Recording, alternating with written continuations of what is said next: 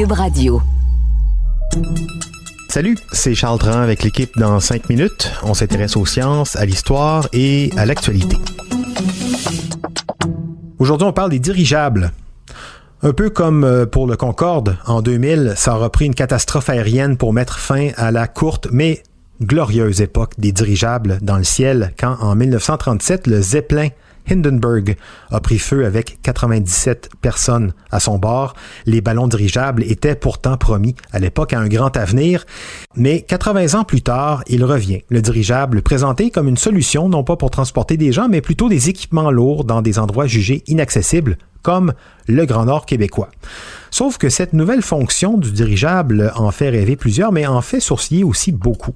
Développer cette technologie à grands frais peut-elle réellement s'avérer une solution viable? Comment ça vole d'ailleurs un dirigeable? Véronique Morin nous l'explique et nous trace un historique de l'évolution de cette technologie toute aérienne.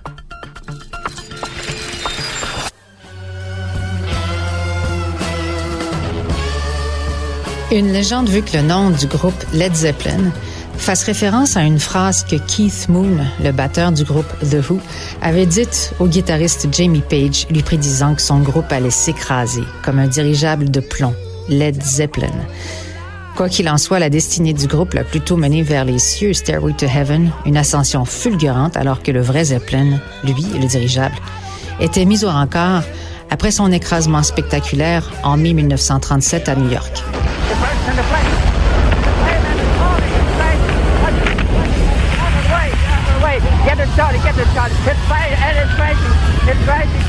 À son bord, 97 passagers.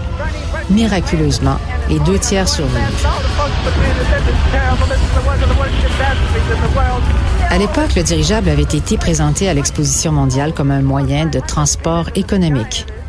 Petite parenthèse d'ordre technique, les Zeppelins sont en fait des aérostats de type dirigeable rigide. La particularité des aérostats, c'est qu'ils sont plus légers que l'air ambiant. On dit qu'ils sont en suspension dans l'air parce qu'ils sont remplis de gaz légers comme l'hydrogène ou l'hélium, ou parce que l'air est chauffé, comme c'est le cas des montgolfières, qui sont en fait les premiers types d'aérostats inventés par les frères Montgolfière et testés pour la première fois en 1782.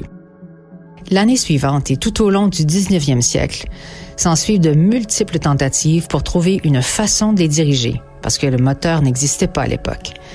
Donc, on y ajoute des hélices, un gouvernail. Certains prototypes étaient mus par la force musculaire d'hommes, puis on a essayé les chevaux, allant des idées qui semblent toutes plus farfelues les unes que les autres.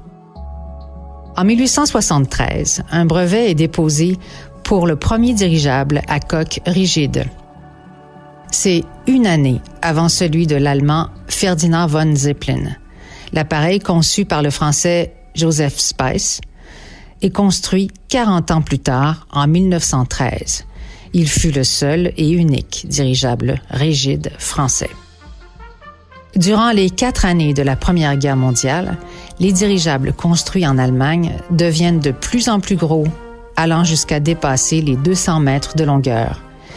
Ils effectuent plus de 1000 missions de reconnaissance et 230 attaques à la bombe, visant tout particulièrement la ville de Londres. Dans les années 1920 et 1930, les Allemands, les Français, les Américains, Italiens et Anglais se lancent dans la construction d'engins de taille spectaculaire et associés au prestige national. Ils ont surtout une vocation de transport de passagers, mais les Américains testent des dirigeables porte-avions pour des usages militaires, poursuivant en particulier la technique des chasseurs parasites. La presse enthousiaste les surnomme paquebots volants, vaisseaux du ciel, relatant les croisières souvent effectuées par des personnalités qui ont le moyen de s'offrir ce type de transport coûteux. Le LZ-127 Graf Zeppelin est le plus grand dirigeable jamais construit, avec plus de 236 mètres de longueur, lors de sa mise en service en 1928.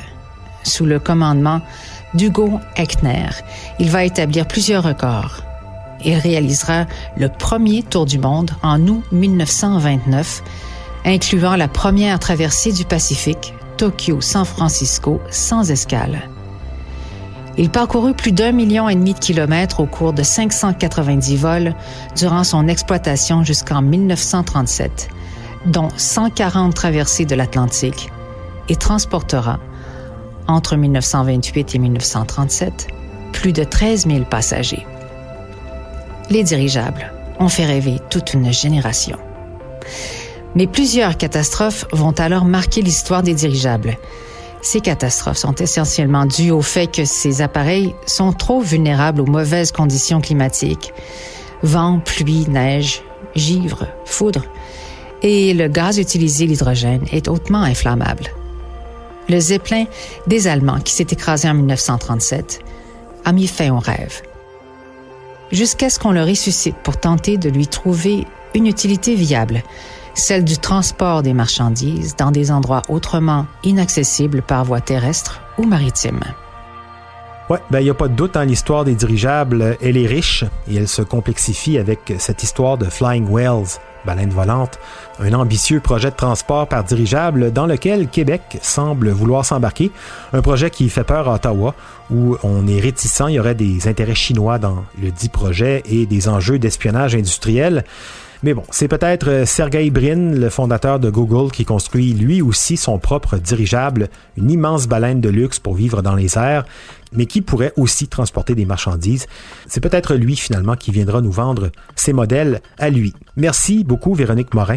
C'était en 5 minutes.